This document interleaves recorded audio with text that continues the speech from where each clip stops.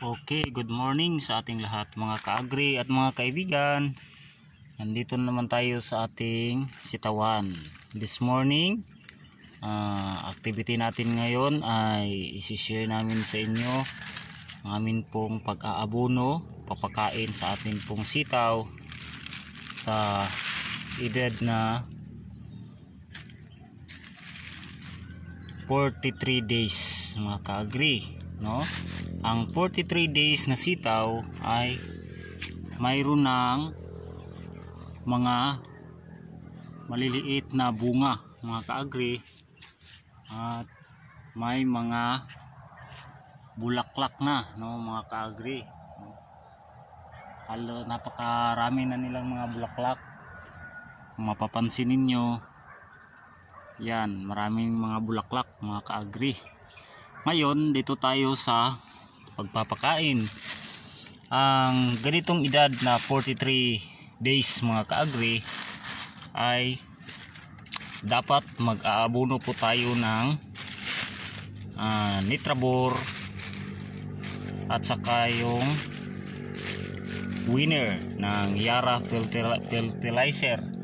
Alam nyo mga ka-agri, ito po yung ginagamit namin na abono at kasi napakaganda itong gagamitin natin at subok na kami dito, no? Pero kung hindi ito available sa inyong lugar, ay pwede rin tayong mag-abono ng urea 14-14 at saka yung potas yung 0060. Pero kung available sa inyo ang abono sa inyong lugar ng Yara, ay mas mainam kung Yara ang ating gagamitin. Dito sa amin ay available sa amin ang Yara, kaya ito po yung ginagamit namin, no?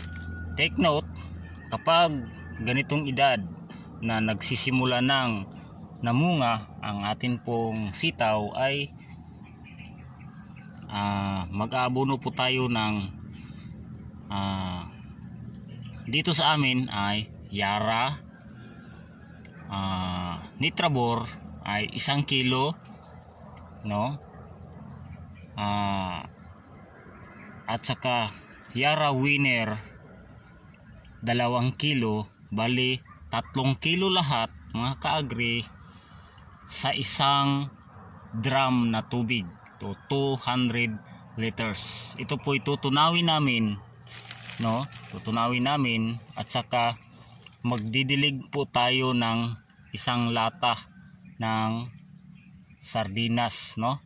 Yung lata ng sardinas ay isang lata na yung tinunaw na tubig, tinunaw na abono sa tubig, no? Yung 3 kilo na atin pong tinunaw sa isang drum ay magkuha tayo ng isang isang lata na ididilig po natin sa puno mismo ng sitaw, no?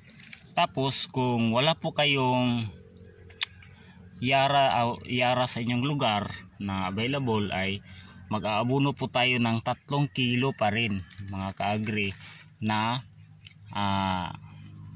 urea yung 4600 at saka yung complete yung 14-14-14 triple 14, 1 kilo rin, at 1 kilong 0060 at yung putas, no? Yung kulay pula na abono.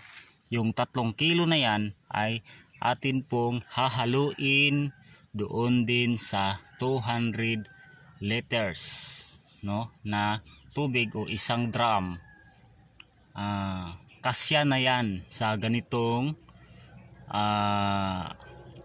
kadaming sitawan, no? Ito kadaming sitaw, kasi ang isang drum ay kasya na ito sa 2,500 na puno mga ka-agri, kasi bawat health ay 2 seeds ang inilagay namin, kaya 1,250 ay kaya ng abunuhan ng isang drum, no? Pero kapag ang ating tanim ay medyo konti lang, ang measurement po natin sa pag aabono ay yung 16 liters lang na tubig, at saka magmix po tayo ng kalahating lata ng abono, no? Kalahating lata ng urea or Nitrabor, yung Nitrabor, sa kung ano ang available sa inyo, ay 50-50, no? Kalahati nito at kalahati nitong lata ihahalo natin, equivalent to 1 lata, no? Isang lata i-mix natin sa 16 liters na tubig. Yun ay hahaluin natin at magdilig po tayo ng isang lata sa bawat puno. Yan po ang measurement natin kapag yung ating tanim ay medyo konti lang, no? Kasi kung ganito kasi ang atin pong i-explain ay ito po yung maramihan, no? Marami po ang yung tinatanim natin. Gagaya dito sa amin 250 2,500 kapuno. Kaya po drum ang ginagamit namin, no? Sana po ay nakuhaan po niyo ng idea ang amin pong pag-i-explain ngayon tungkol po sa pag-aabono. Kaya po ito po yung Yara Nitrabor at saka Yara Winner, no? Stage po na nagbubunga na ang ating mga tanim. At yan lang po, at maraming salamat sa inyong pagsubaybay sa amin pong programang June Agri Kalaman TV, at God bless po sa ating lahat at magandang umaga uli sa inyo.